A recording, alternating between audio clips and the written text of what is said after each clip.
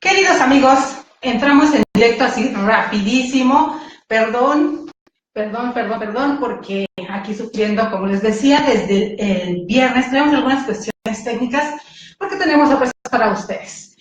Pero hoy la sorpresa más grande que tenemos es nuestro querido invitado el día de hoy, que es alguien muy especial, nuestro querido amigo, nuestro querido maestro.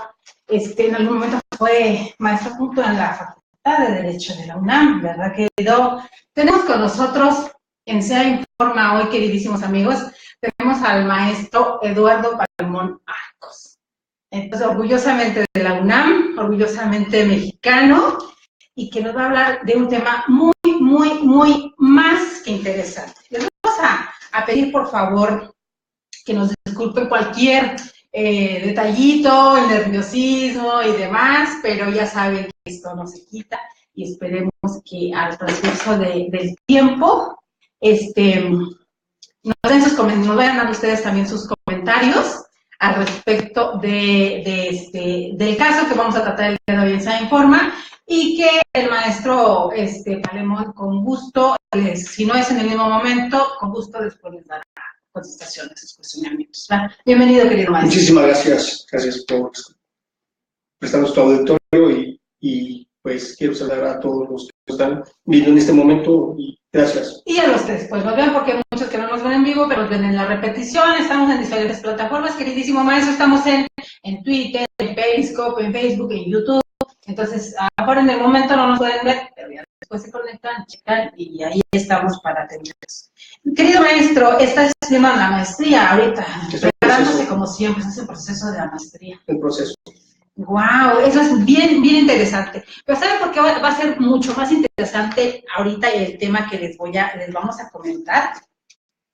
En México, la situación de las desapariciones forzadas no es de hoy, lo comentábamos hace tiempo con nuestro querido maestro Carlos Alejandro Carlos Espinosa, perdón, ya le ando cambiando su apellido. Comentábamos al respecto de un caso especial. Y este caso especial que comentábamos con nuestro querido doctor Alejandro Carlos Espinosa es el caso Radilla Pacheco. El caso Radilla Pacheco fue punta de lanza, fue un antes y un después en una situación que en México se viene conociendo como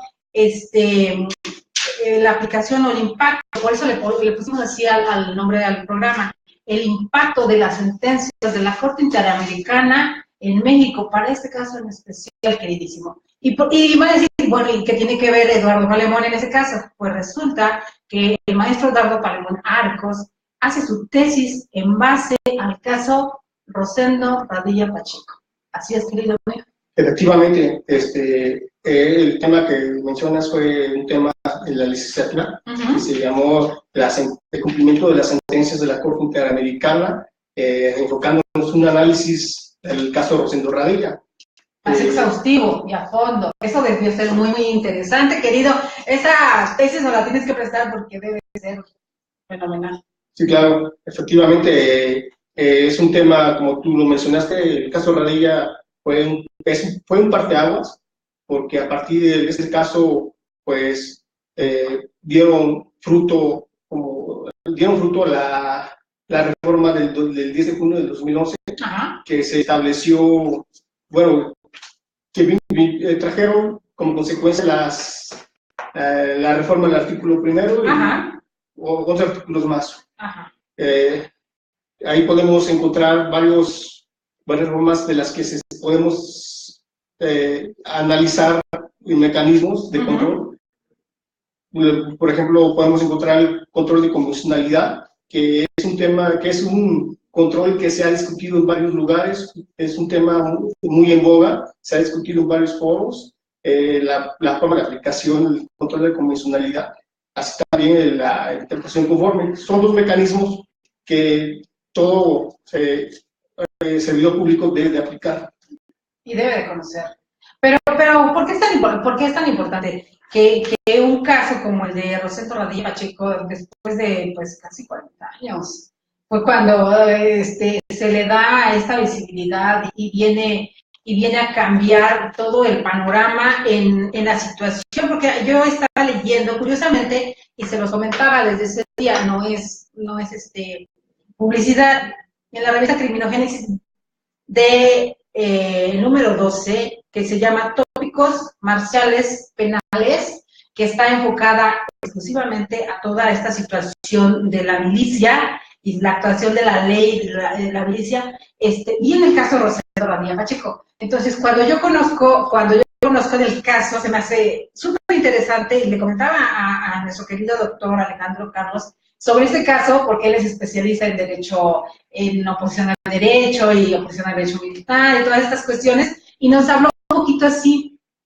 Por eso cuando yo me entero que antes yo le comentaba que había hecho basado su tesis en esto, pues todo este conocimiento de la causa, que es muy interesante.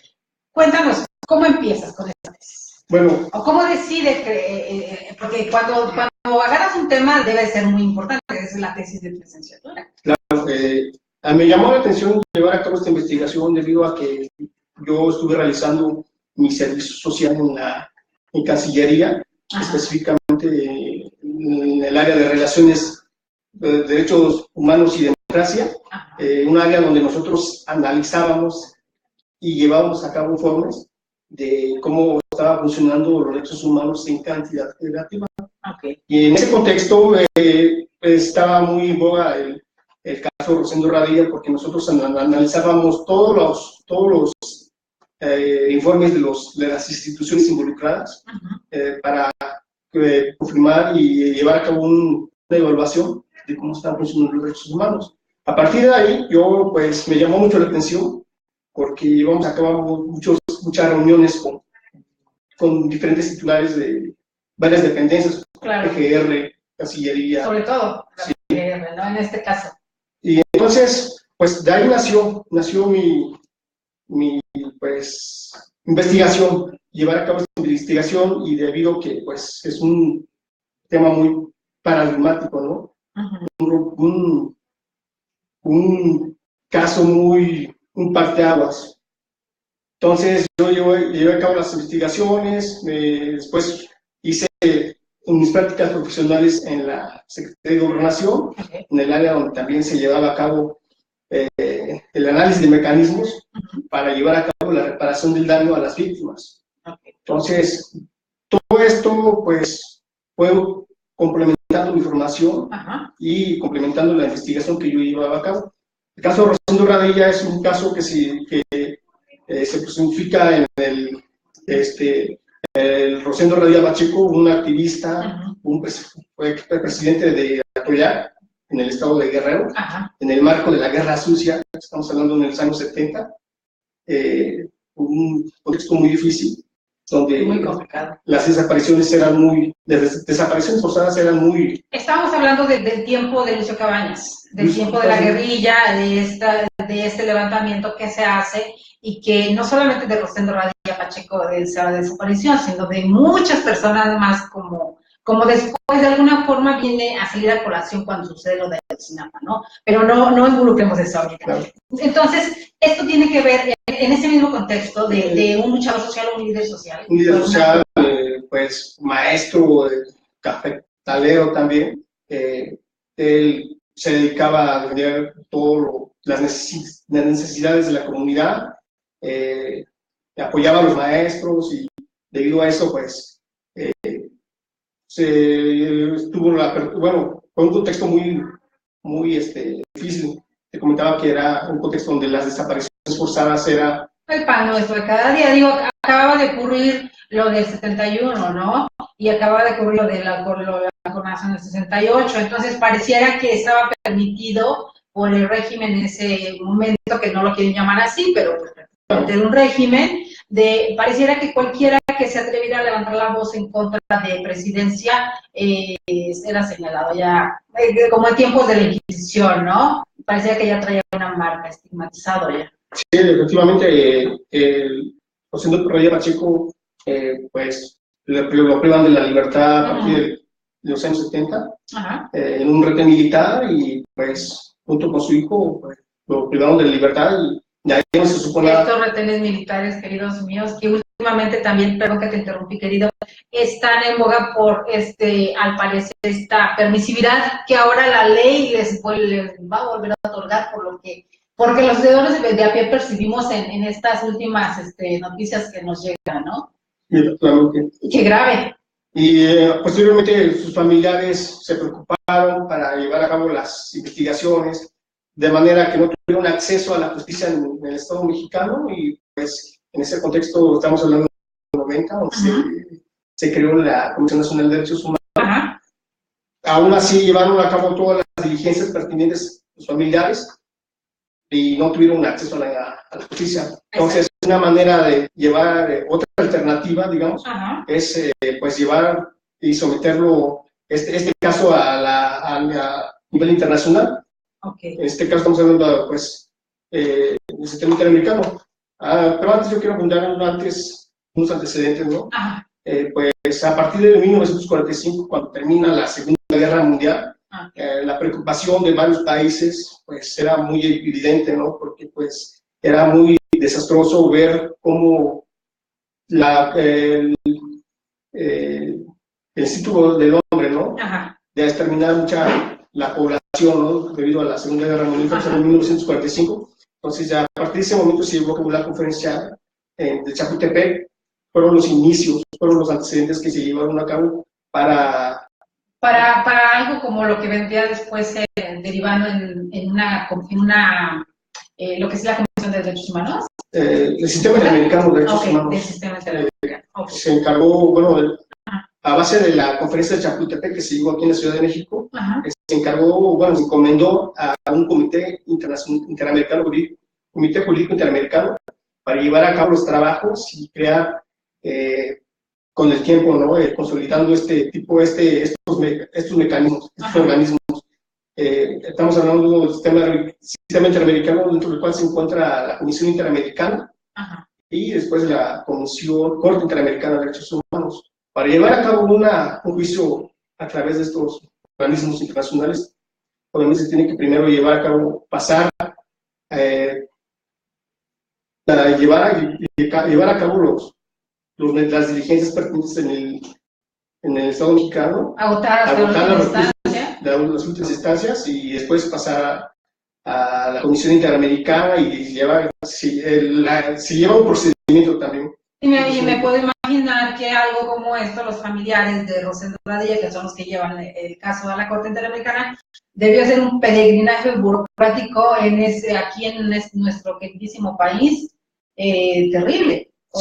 ¿Cómo lo perdiste? En algún momento que decides hacer tu tesis, que empiezas a hacer tu investigación y todo esto, ¿tú te percatas de todos esos obstáculos que ellos pudieron haber tenido? ¿O eso queda un poquito aparte?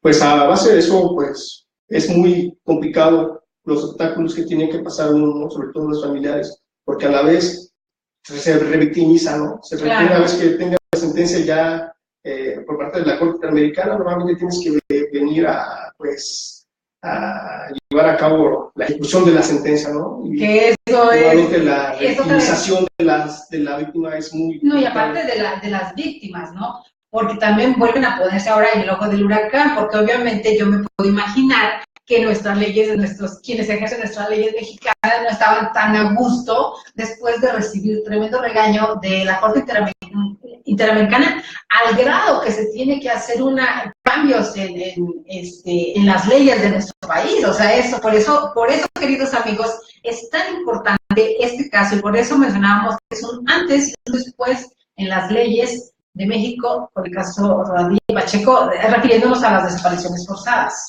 México ha sido condenado México ha sido, pues, muy participativo, ¿no? México tiene esa costumbre diplomática de estar en los escenarios internacionales, ¿no? Firmando tratados internacionales. Y toteros que somos, ¿eh? Perdón por mi exabrupto, pero es que a veces hay cosas muy importantes. Perdón, querido, pero es que a veces estamos inmersos en tantos tratados, en tantas cosas, pero pareciera que se firman allá y se van en la foto y se firman papeles y documentos, pero llegan aquí y no se hace caso absolutamente de nada de ninguno de esos acuerdos que se llevan a cabo en otros países. Perdón, les ofrezco una disculpa por mi exabrupto, Y México, pues, ha sido condenado hasta ahorita por 9 casos. Por 9 casos. Por la Corte Interamericana. El primero, pues, estamos hablando del caso, el primer caso que llegó a la Corte Interamericana es el caso Alfonso Martín del Campo, que también fue un caso pues, primer caso que llegó a la Corte Interamericana. Pues también estamos hablando pues, varios, ¿no? Por ejemplo, de la Valentina Rosendo Cantú, el caso de García Cabrera y Montiel Torres, y varios casos, ¿no? Por ejemplo, también el caso Castañeda Guzmán, que también fue un caso paradigmático, que debido a ese caso, pues se llevaron, este señor Castañeda solicitaba la participación en las elecciones presidenciales de 2006, ¿no? Entonces ahí nació las candidaturas independientes. Y así posteriormente pues llegamos al caso Rosendo Radilla, ¿no? El caso el caso muy representativo que ahora está en la Corte Interamericana es el caso Tenco, ¿no? Es un caso que también tiene mucho que ver el hecho de que uno de los principales acusados del caso Tenco pues es el presidente que todavía está en funciones. Sí, efectivamente ese caso pues es complicado, ¿no? Que se resuelva mientras está el presidente en funciones, yo lo veo complicado. Muy complicado, es un caso que se trata de 31 mujeres violentadas sexualmente. De todo tipo, ¿no? O sea, no solamente violencia física, también la violencia sexual. Efectivamente, a través de un operativo policíaco que se llevó a cabo en 2006, y supuestamente, bueno, pues en este año se va a analizar para que llegue justamente a la Corte Interamericana. Y que esperemos que haya una resolución satisfactoria, que lo dudamos porque no nunca se termina de hacer una injusticia cometida ante un pueblo completo, ¿no? Es bien complicado. Bien, muy interesante, queridísimos. Sí, como nos decía, en el número de criminogénesis que yo les comentaba, nos dice, recordemos que la Suprema Corte de Justicia de la Nación, dada la importancia del caso Radilla Pacheco, se pronunció estableciendo muy importantes criterios en la sentencia Varios 912/2010. Estamos hablando de hace 8 años. Sin duda, hoy vivimos una nueva etapa en la interpretación de la justicia. Ha nacido la 10ª época jurisprudencial y la obligación de todas las autoridades de observar y difundir las tareas del Corpus Iuris Interamericano. Es así que en México la visión es otra frente a lo ocurrido en la década de los 70s, que padeció el fenómeno de la desaparición forzada de personas. Pero solamente el caso de Radilla Pacheco hace volcar a la justicia hacia los años 70, querido mío. Si no se lleva a cabo, todo se queda en el olvido, en la desmemoria de nuestro país, ¿qué opinan al respecto? Pues es una sentencia que se emitió el 23 de noviembre del año 2009, y hasta ahorita se han cumplido cabalmente todos los puntos resolutivos que emitió la Corte Interamericana. No han dado con el paradero del dicho Rosendo Radilla. Sí han llevado a cabo algunos puntos resolutivos. Dentro de este contexto yo quiero, desde mi punto de vista, mencionar que pues no se llevaron a cabo adecuadamente el cumplimiento de las sentencias, porque pues tenemos una ley general de víctimas incompleta, es confusa. Para mí, bueno, yo considero que se debe llevar a cabo, o se debe de reformar la ley general de víctimas para llevar a cabo adecuadamente este tipo de sentencias, ¿no? Y no solamente de la Corte Interamericana, sino de otras instancias internacionales de la que México, el Estado mexicano, es parte.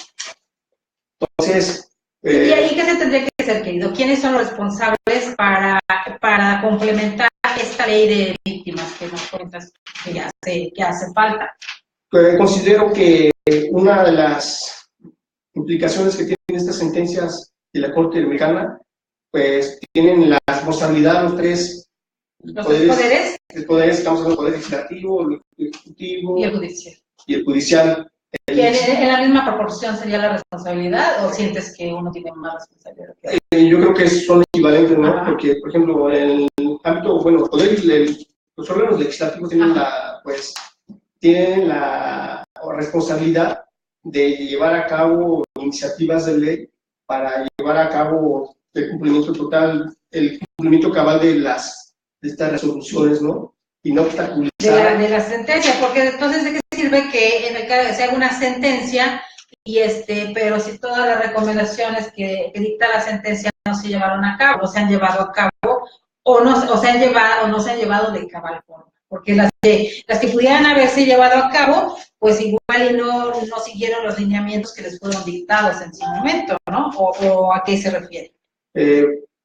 Tienen una de sus atribuciones del Poder Legislativo es abrogar o derogar leyes que obstaculicen el cumplimiento de estas sentencias, así como también de llevar a cabo pues, iniciativas de ley para llevar a cabo este tipo de cumplimiento de estas sentencias y no se revictimice a la víctima, porque es muy difícil que una vez teniendo la sentencia, nuevamente tienes que pasar, nuevamente llevar a cabo todos los procedimientos para llevar cumplimiento de esas sentencias. Tengo aquí, en el caso de que dice que es uno de los más emblemáticos, el sometido por parte de los hijos del desaparecido, nos dice, al circuito del Sistema Interamericano de Derechos Humanos, por lo que frente a la falta de respuesta del Estado mexicano a lo observado por la Comisión Interamericana de Derechos Humanos, es que el asunto llegó al conocimiento de la Corte Interamericana de Derechos Humanos, el Tribunal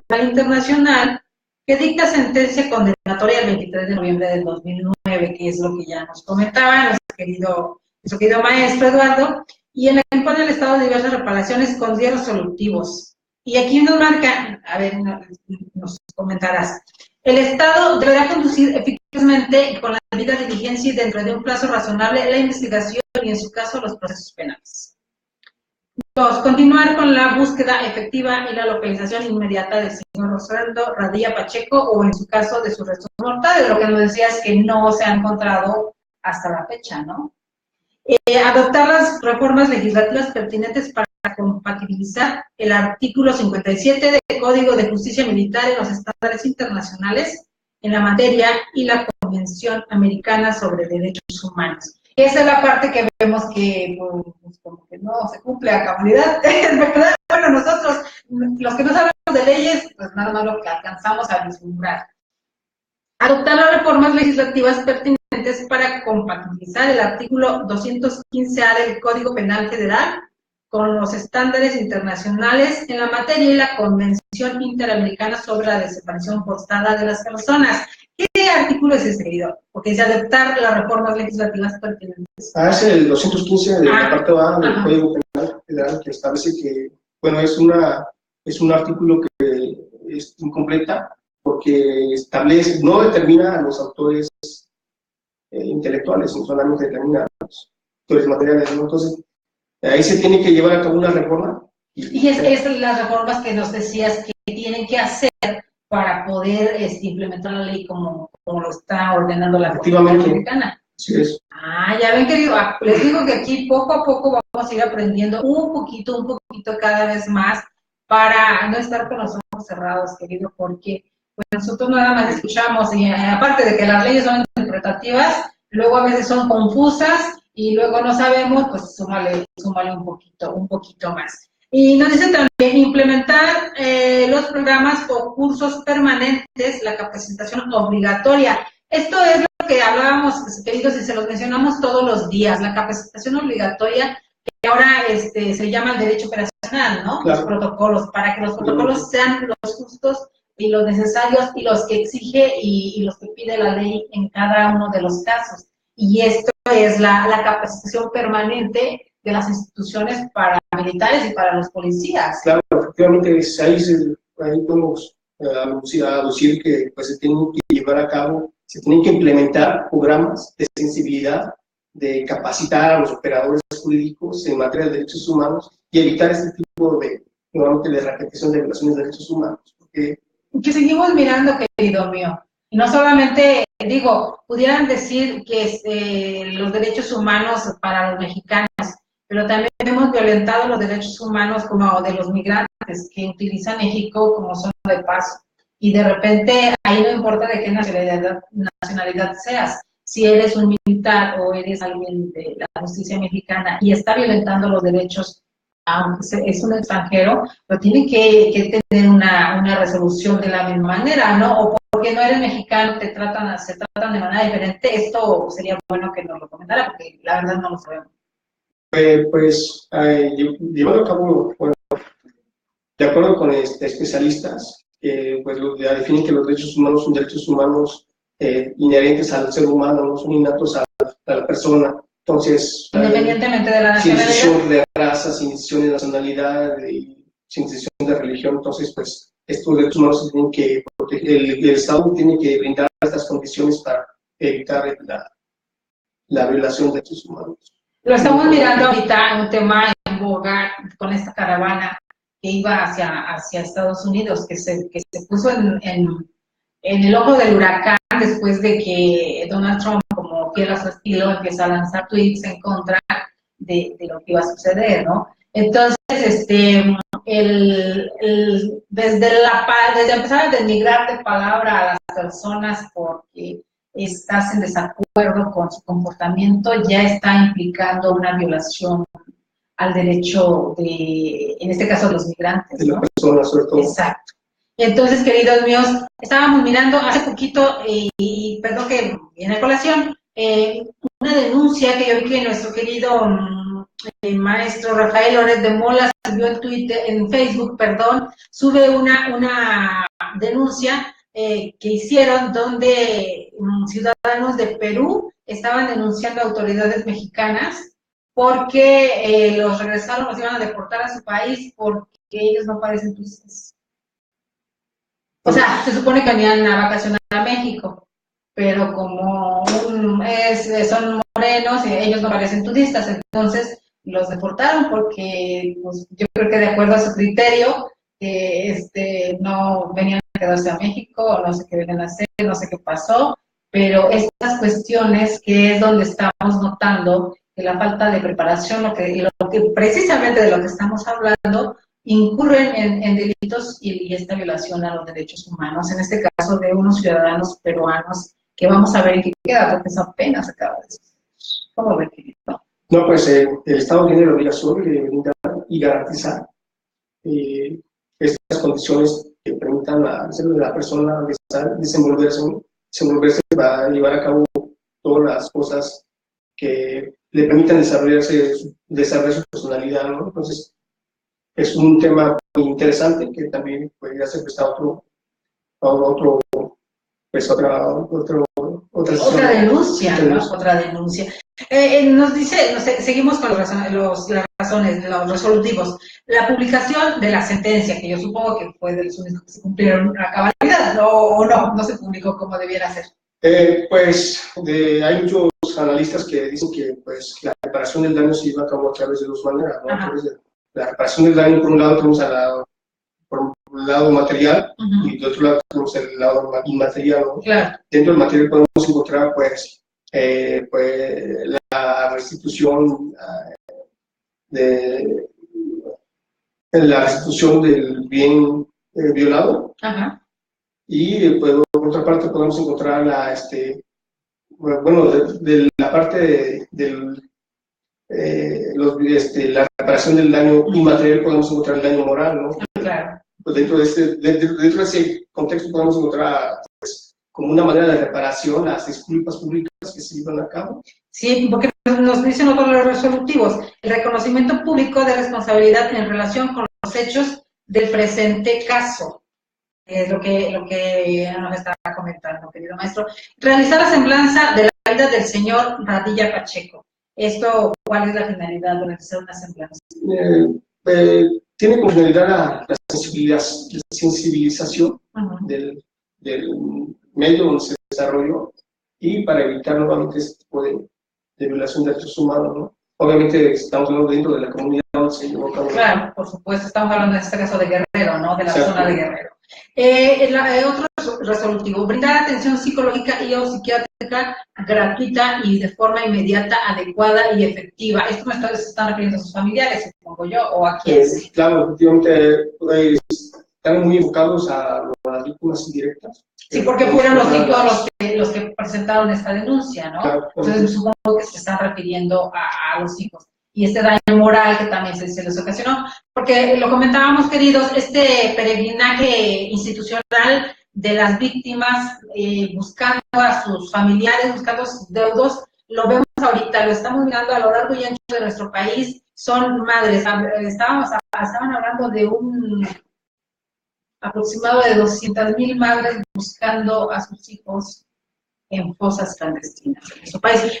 Cosas que los medios no vemos que les den toda esa importancia que debieran, o cómo lo ve usted, querido, porque casos como el de Rosendo, pues, no son tan interesantes para algunos, o no son tan, o no es tan importante que sean visibles para unos, porque, como dicen, viene a poner el ojito en esa parte del Estado, en esa parte del país, y viene a que pudiera alguien más, de la misma forma, ir a las instancias como la Corte Interamericana con todos los desaparecidos que hay en nuestro país, que son miles.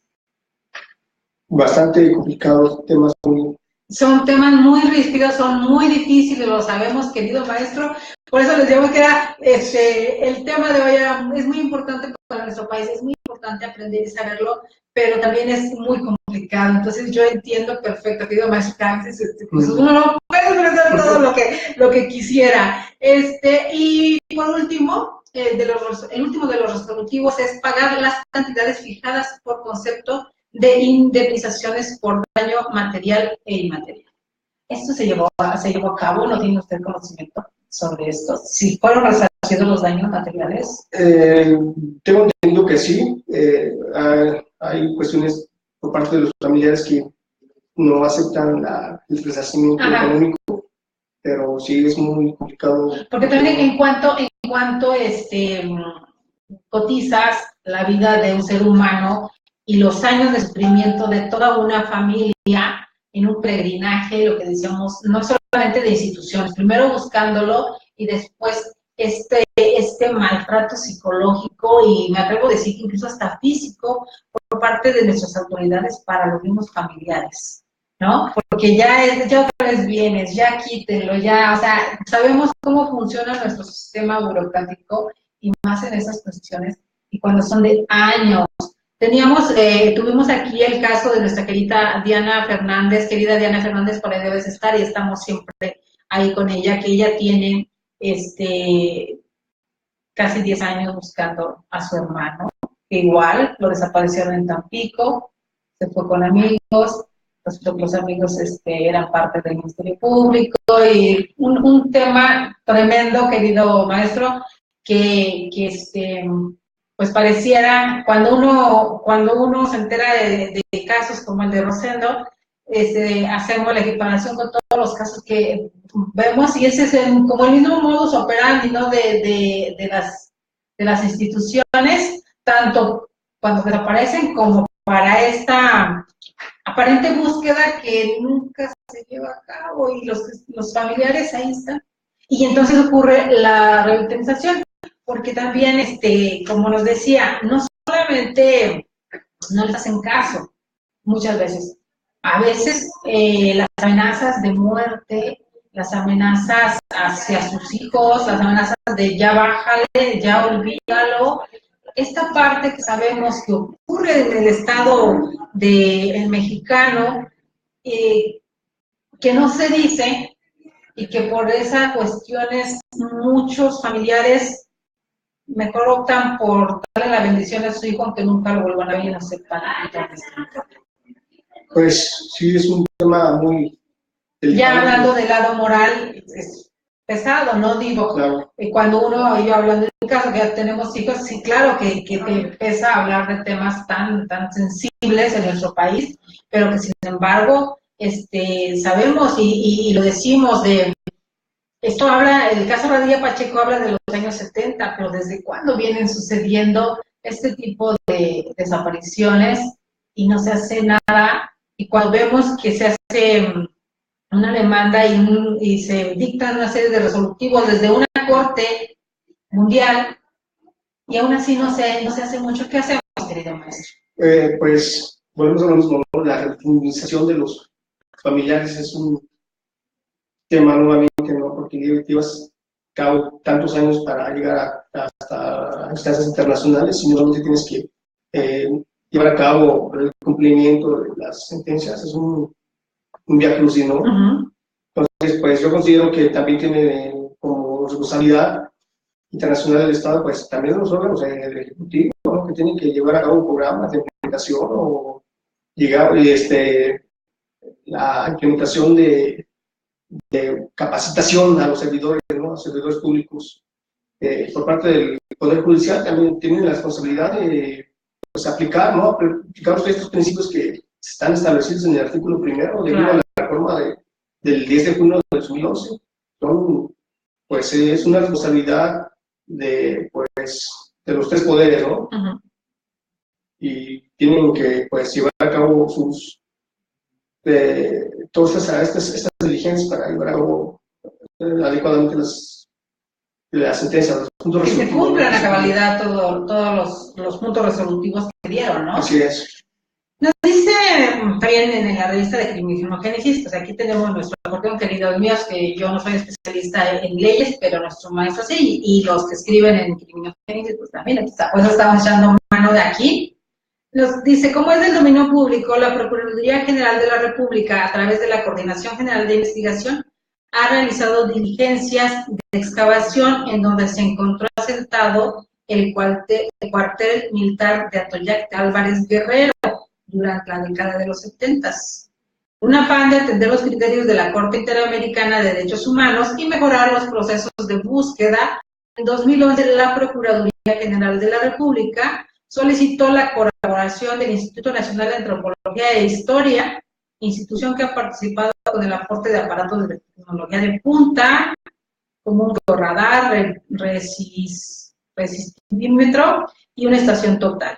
Los dos primeros aparatos sirven para realizar la prospección arqueológica del suelo, es decir, un escaneo que va a determinar las anomalías en los estratos de la tierra y que permiten interferir la posibilidad de encontrar fosas clandestinas.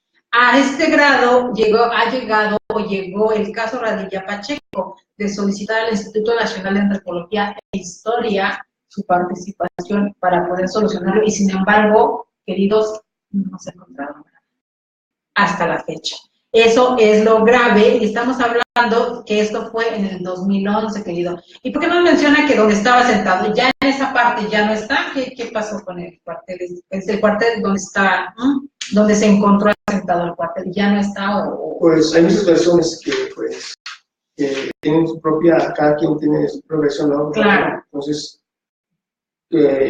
pues sí es una coparticipación de varias autoridades, ¿no? Para llevar a cabo este tipo de investigaciones. Entonces, pues el Estado tiene la responsabilidad de llevar a cabo estas diligencias, ¿no? Perdón que te interrumpa, querido, pero ahorita me acordé. ¿Y qué equiparación puede haber con el caso de Ayotzinapa? Que la misma, pareciera que la misma implicación o participación que hicieron diferentes autoridades y al final tratan, tiene algo que ver, aquí ya lo voy a meter en un brete muy, muy fuerte, pero tiene algo que ver el hecho del caso Radilla Pacheco, donde prácticamente dicen los militares ya no deben meterse en esas cuestiones, para que ahora insisten, los militares no tuvieron nada que ver con el caso de Ayotzinapa. Se lo digo porque, miren, yo recuerdo, y esto es a título personal, esto no va aplicado más, esto es a título personal, yo recuerdo perfectamente que cuando sucedió lo de Ayotzinapa, estábamos en Twitter, yo siempre estaba metida en Twitter todo el tiempo, recordarán, y en cuanto salió eso, empezaron a mandar fotografías donde estaban chavos sentados en un pasillo, y los mismos chavos tuitearon que los tenían los militares, eso estaban diciendo. Después ya, por más que buscamos, de esas fotografías ya no aparecían. Entonces yo me quedo con eso, digo, esta es mi memoria, esto es de mi cosecha, y a mí se me hace muy extraño después toda la verdad histórica que nos contaron, es otra cuestión, pero pareciera, yo hago la equiparación con el caso de Radilla Pacheco, porque si para este caso, incluso llevaron al Instituto Nacional de Antropología e Historia para buscarlo, porque en este caso de Ayotzinapa vemos que la cuestión es parecida, es otra cosa, ¿no? Los que más nos tiraron arriba, o sea, no busquen más. Eso es contradictorio, ¿no, maestro? Digo, dentro de la ley no se tienen que agotar las últimas instancias para conocer la verdad. Se tiene que checar o revisar la Comisión Americana que establece todas esas excepciones donde procede la demanda de la Comisión Interamericana, pues, tiene que llevarse a cabo para llegar a estas internacionales. Porque estábamos, hace poquito, comentábamos hace 15 días, más o menos, 3 semanas, una resolución que también lanza la ONU respecto al caso de Ayotzinapa, ¿no? Que hay como una inconformidad que lanzan desde allá respecto a cómo se dictaminó y cómo se llevaron a cabo las diligencias para el caso de Ayotzinapa. De que ahí todavía falta mucho por hacer. Digo, hablando del caso Radilla, ¿en cuánto tiempo pasó para que hicieran resolutivos? Pues son casos que llevan años, ¿no? Porque este caso del Rosendo Radilla, pues estamos hablando del año 70, ¿no? Ajá. Y apenas, pues, 2009. Pues es Miren mi cara, queridos míos, eso es... Entonces, pues, el punto que queremos llegar... Bueno, desesperanzador, ¿no? A veces. Dígame, maestro, yo ya no me interrumpo aquí, ya sabe que soy totera, pero a ver, ya no sé, ¿a qué punto que no, pues yo creo que el punto que quiero llegar es que, pues, el cumplimiento de las sentencias se debe llevar a cabo a través de los 3 poderes, ¿no? El ejecutivo, legislativo y judicial. Son los 3 poderes que tienen que cooperar y tienen que llevar a cabo todos sus diligencias, todos los procedimientos pertinentes para llevar a cabo el tipo de sentencias y cumpliendo sentencias. Es como, pero todos enfocados hacia una misma finalidad, es un mismo punto. Así es. Porque de repente, si hablando del Poder Ejecutivo, que nos dice, ya supérenlo, hay que, como ciudadanos, ¿qué pensamos si no nos está dando una explicación satisfactoria de un caso tan difícil y complicado? Pues el Estado mexicano, al firmar tratados internacionales, estamos hablando de la Convención Americana, específicamente, precisamente en el artículo 2, que establece que, pues, al firmar este tratado se debe llevar a cabo el principio de pacta sunt servanda, ¿no? Que tienen la obligación de cumplir las obligaciones, de cumplir estos instrumentos internacionales, ¿no? O sea, México al firmar se sujeta a lo que las Cortes le dicten. Así es, entonces, al hablar que el incumplimiento de estas sentencias, pues nos estamos encuadrando ¿Qué puede pasar ahí, a la responsabilidad internacional. Pero ¿qué puede pasar si no hay un cumplimiento cabal de los resolutivos? ¿Qué en este caso qué procede? ¿Qué pudiera hacer la Corte Interamericana? Pues el Estado mexicano se encuadra en responsabilidad internacional del Estado. Entonces, pues, ¿y cuáles son las consecuencias de esto? ¿Cuáles pudieran ser las consecuencias de algo así? Pues las consecuencias podrían ser que, pues el prestigio del Estado mexicano, ¿no? De que no se cumplen los derechos humanos. Querido, pero perdón, querido, pero el prestigio me hizo reír porque precisamente acuérdese que ahorita está en Italia, que tienen preso a Yarrington, y está negando la extradición a México precisamente porque México está catalogado, tipificado como que no respeta los derechos humanos. Entonces, que es una de las razones por las que niegan la extradición de Yarrington a nuestro país. Sí, también por el asunto. Entonces, hablando de prestigios, o sea, ¿cómo, querido mío? No, pues, se supone que, pues, estamos mal en un Estado de Derecho, ¿no? Sabemos que tenemos todo tipo de Estados de Derecho, ¿no? Estado de Derecho, Estado de facto, Estado de excepción, Estado de facto, ¿no? Ajá. Entonces, pues, no hay un Estado de Derecho en el Estado mexicano. ¿Qué podemos hacer al respecto? Como ciudadano común, ¿qué puedo hacer? Pues yo creo que nos corresponde a todos llevar a cabo y ser más sensibles en cuanto a este tipo de cuestiones, ¿no?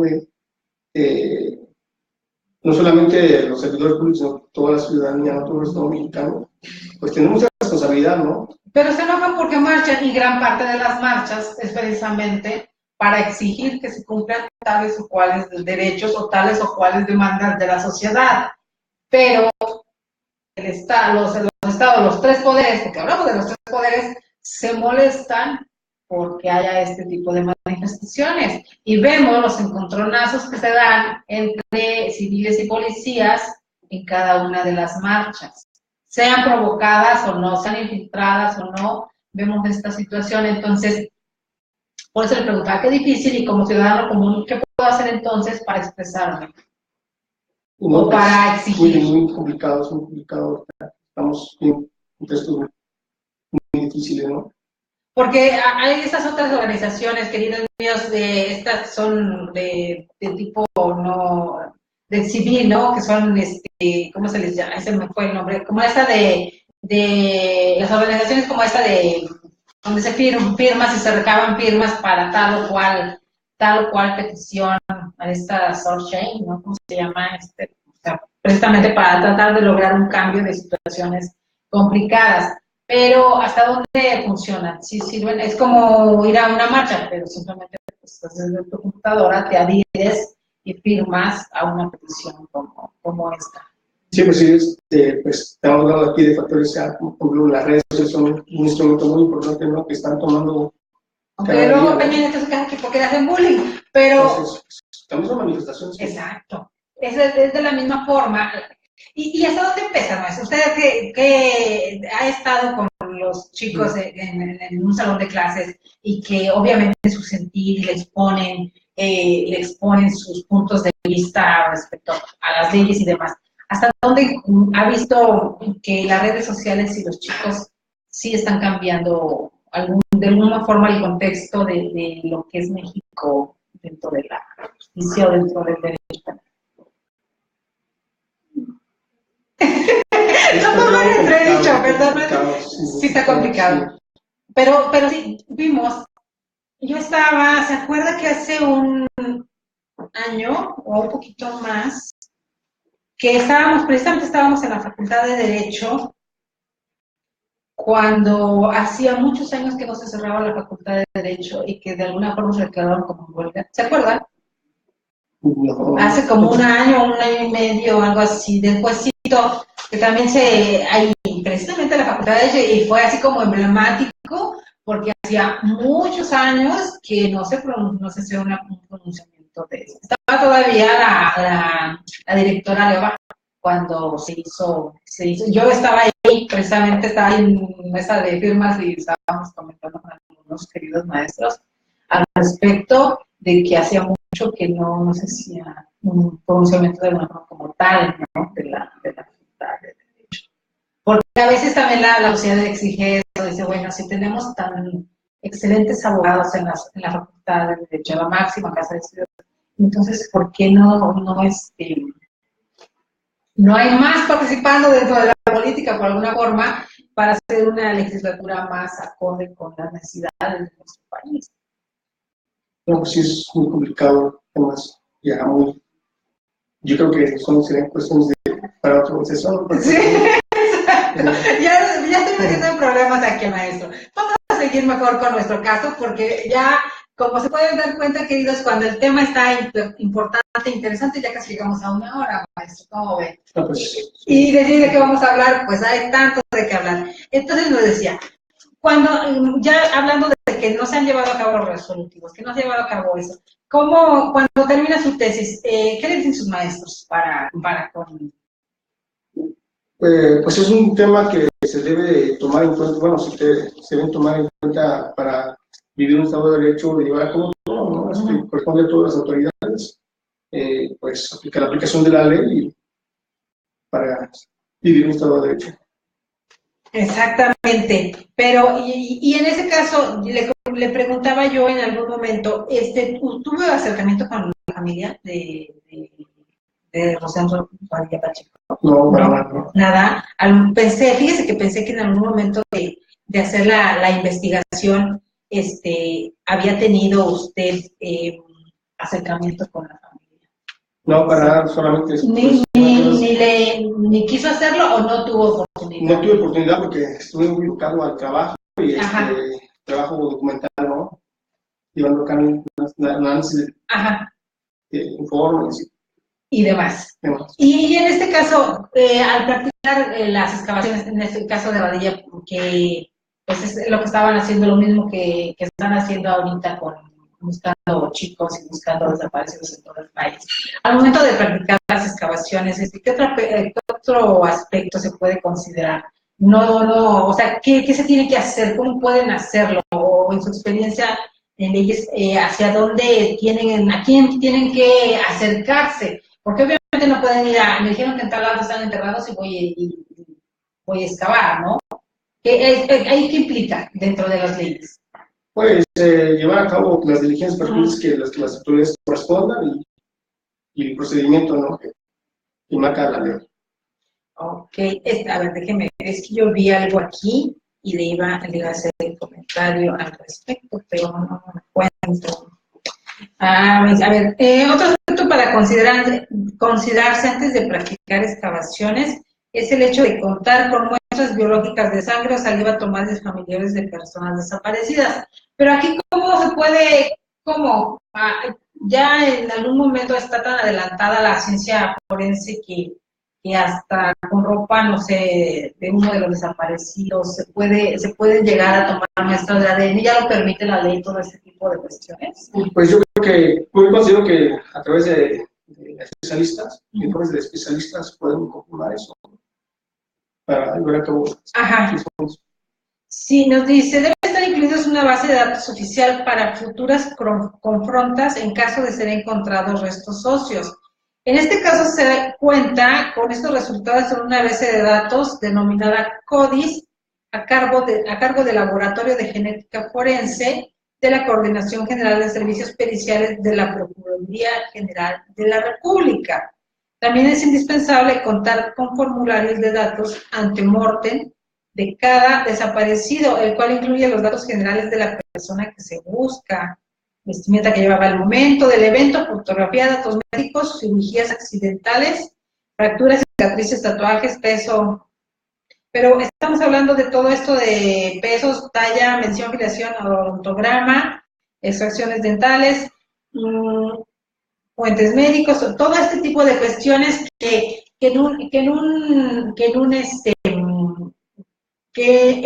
al exhumar un cadáver ya de tantos años ya es mucho más difícil encontrarlo, ¿no? O cada uno tiene, todo se va personalizando o cómo lo hacen. Digo, refiriéndonos a las investigaciones que hizo respecto a su tesis del caso de Rosendo. Pues sí, efectivamente, como te comentaba, que hay especialistas yo no puedo llevar a cabo un dictamen, hay peritos, de acuerdo a sus conocimientos y el área que maneja, o sea, ellos son los especialistas que pueden llevar a cabo un dictamen, ¿no? Para llevar a cabo ese tipo de investigaciones. Ajá. Entonces, pero, ¿y aquí qué más podemos hacer, maestro querido? Cuando aparte de la solicitud que nos dice que los tres poderes deben estar implicados y que como ciudadanos pues es complicado acudir, es más fácil adherirse a una asociación civil que hacerlo por cuenta propia o como lo dice la recomendación, porque te lo digo porque hay muchos de nuestros cibernautas que nos siguen y precisamente porque saben que tocamos esos temas tan delicados, a veces esperan, es como el consejo de alguien que está dentro de las leyes para saber hacia dónde buscar o hacia dónde irse o hacia dónde enfocarse. Sí, pues es una manera de presión, ¿no? Esa organización civil, esta ONG, para llevar a cabo y exigir la adopción de disposiciones para abogar o reformar algunas leyes, las leyes para garantizar y proteger los derechos humanos. Entonces, pues, a través de las ONGs son un instrumento muy importante. Entonces, sería, desde su visión, sería más recomendable acercarse a una ONG para solicitar la ayuda, tal vez sería el camino más corto, por así decirlo, que seguirlo cada uno por su lado buscando. Yo considero que sí, las ONG son pues, un instrumento muy importante, ¿no? Que pues una vía es un camino pues para llevar a cabo y exigir el acceso a la justicia. ¿No tiene usted alguna idea o no sabe de algún número porque las cifras oficiales que nos manejan de desaparecidos pues son, obviamente, son muy cortas, se quedan muy cortas, ¿no? El colectivo no las cree. A razón, y volvemos a lo mismo, los datos que las ONG nos manejan ahora con las redes sociales son mucho más altos que los que nos maneja el Estado y las cifras oficiales, ¿no? ¿Qué organismo pudiera ser el que se acerca más o dónde podemos encontrar datos más fidedignos sobre desaparecidos? Bueno, pues hay varias organizaciones, no, ONGs, organizaciones que se dedican a eso, a ayudar y apoyar a pues, las víctimas, ¿no?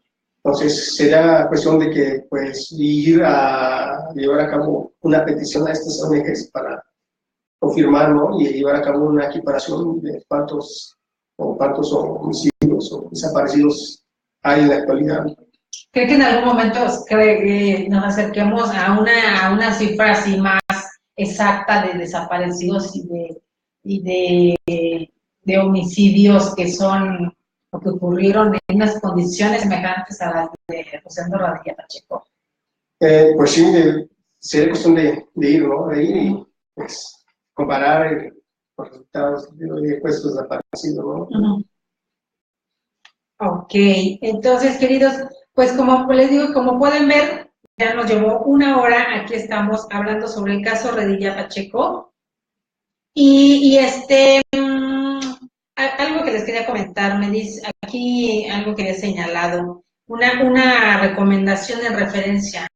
El Ejecutivo Federal emitió y está entrecomillado, acuerdo por el que se disponen diversas medidas para la procuración de justicia por delitos cometidos en contra de personas vinculadas con movimientos sociales y políticos del pasado, en el cual se considera que las demandas para esclarecimiento de hechos y de justicia para los presuntos desaparecidos por motivos políticos exigen una respuesta contundente y clara de la autoridad para dar a conocer la verdad, sanar viejas heridas y establecer nuevos pactos, todo a partir de una reconciliación que se respete a la memoria y que abone a la justicia. Volvemos a lo mismo, querido maestro. Esto es como en teoría, en un discurso que si se llevara a la práctica, pues sería lo ideal, pero realmente no sucede así. Pero volvemos a lo mismo, ¿no? Porque nuevamente se revictimiza a las víctimas, ¿no? Porque nuevamente tienes que llevar a cabo, y tiene efectos, ¿no? Secundarios, porque hay efectos psicológicos por parte de la víctima que, pues, ven y que encaja el daño en material, ¿no? Material. Entonces, pues, son, pues, discursos, como tú dices, que, pues, que no llevan a nada. Me dice aquí, siendo que constitucionalmente corresponde al Ministerio Público la persecución de los delitos, el presidente de la República solicitó al Procurador de la República nombrara un fiscal especial con el carácter de agente del Ministerio Público de la Federación y que se encargara de concentrar y conocer de las investigaciones, de integrar las averiguaciones previas que se iniciaron por motivo de las denuncias o querellas formuladas por hechos probablemente constituidos de delitos federales cometidos directa o indirectamente por servidores públicos contra personas vinculadas con movimientos sociales, políticos, así como para perseguir los delitos que resulten ante los tribunales competentes y en general resolver a derecho proceda. Eso es lo que supuestamente nos dijeron que habían hecho, pero resulta, y aquí viene el punto que nos compartió nuestra querida Marta Patricia Valadez Sanabria, que junto con el doctor Alejandro Carlos Espinosa son los que hacen la investigación del caso Radilla Pacheco, y el Procurador General de la República, mediante el acuerdo A/001/02, designó al fiscal especial para la atención de hechos probablemente constitutivos de delitos federales cometidos directa o indirectamente por servidores públicos en contra de personas vinculadas con movimientos sociales y políticos del pasado.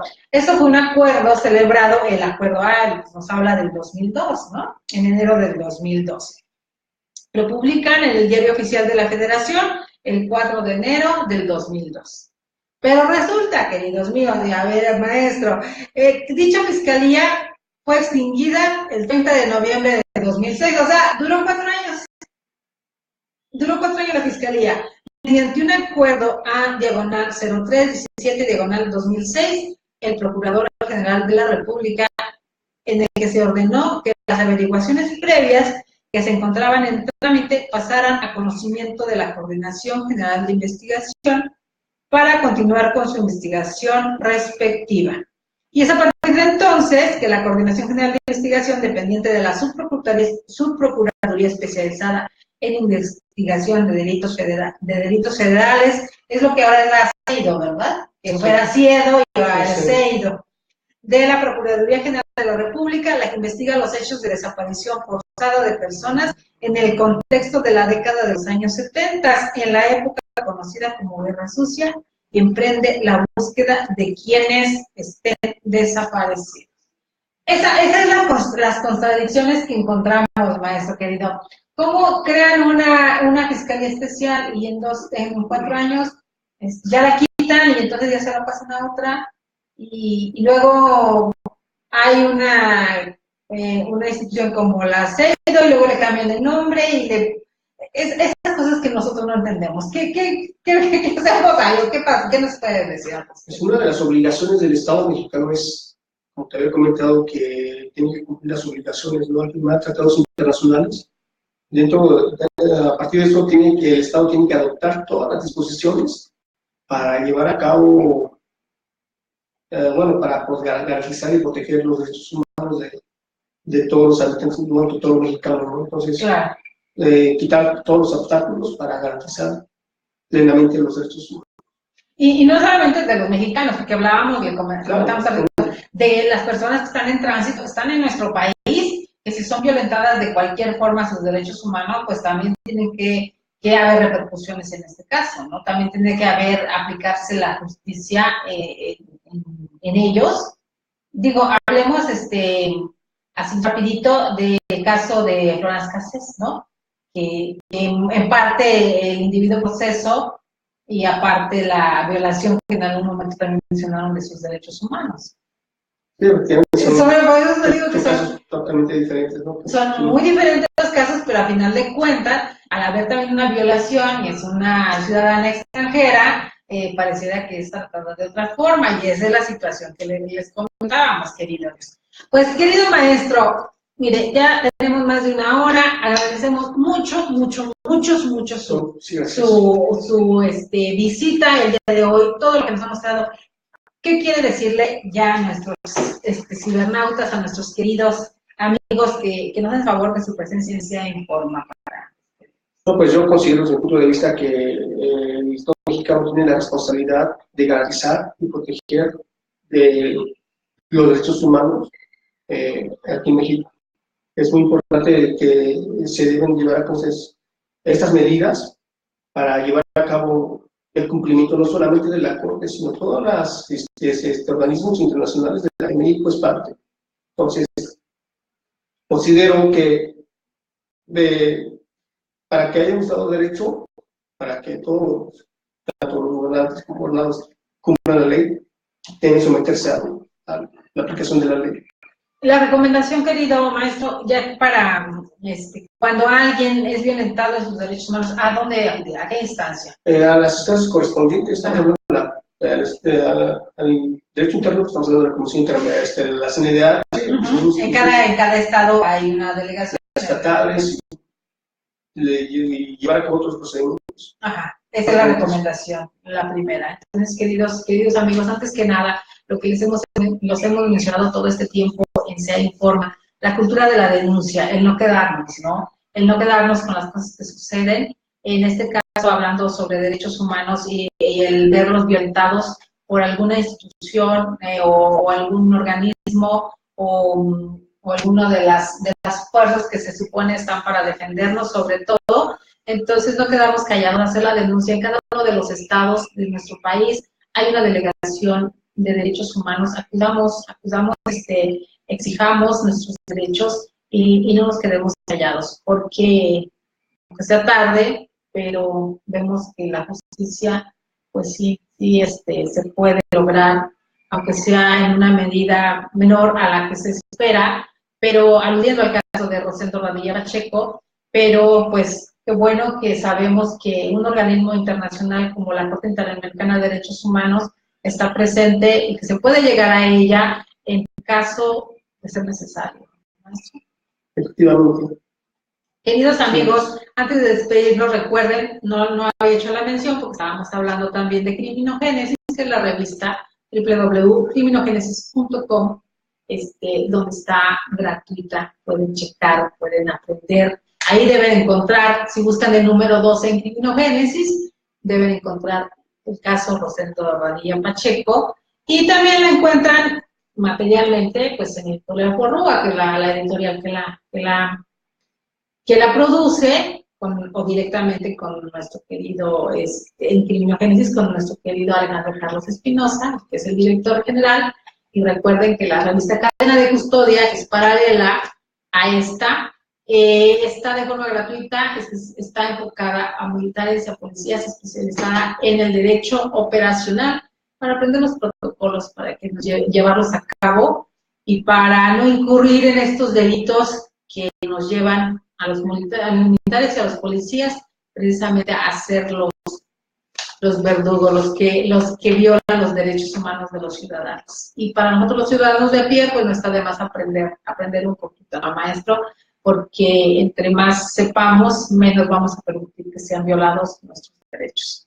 Así que, queridos míos, una vez más, les agradecemos el favor de su atención aquí en SEA Informa. Esperemos que el programa de hoy les haya gustado tanto como nos ha gustado a nosotros. Les recordamos también que cualquier duda, comentario que tengan, con gusto se van a ser contestados aquí en SEA Informa, en cualquiera de las plataformas que gusten mirarnos, si gustan compartirla y demás, y cualquier cuestionamiento, pregunta, duda, se la haremos llegar. Felicitación también, porque no se la haremos llegar a nuestro querido maestro Eduardo Palmón Arcos, que es nuestro invitado.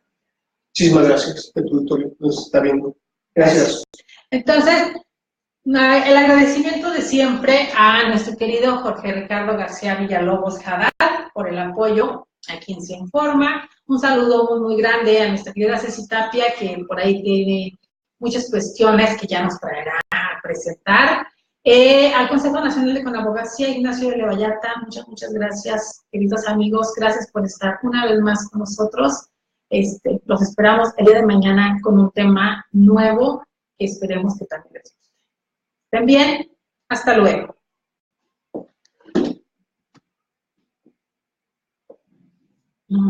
Perdón a nuestros queridos amigos de Periscope.